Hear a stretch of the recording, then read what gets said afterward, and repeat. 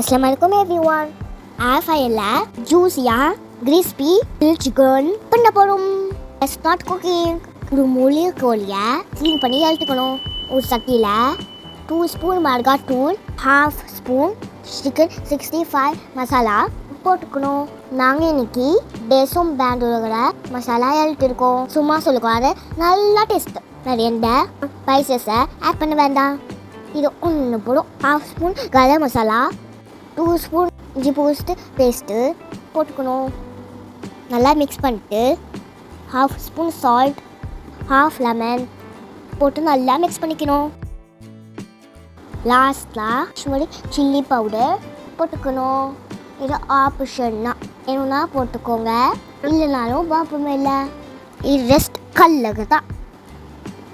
இப்போ சிக்கன் ஷார்ப்பாக பண்ணலாமா?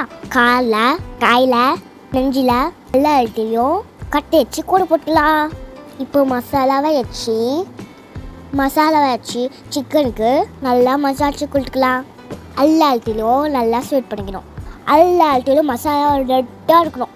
சும்மா 30 மினிட்ஸ் ஃப்ரிட்ஜில் வச்சிடணும். ஏர் ஃப்ரையர் தேயில் சிக்கனை வச்சுட்டு 180 டிகிரி செல்சியஸ் 15 மினிட்டுக்கு வைக்கணும். 15 மினிட்ஸ் கழித்து ஓப்பன் பண்ணி ஆயிலை ஸ்ப்ரே பண்ணிக்கணும். 15 மினிட்டுக்கு வைக்கணும். 15 மினிட்ஸ் கழித்து சிக்கனை திருப்பி போடணும். அகேன் 180 டிகிரி செல்சியஸ் 15 மினிட்டுக்கு வைக்கணும்.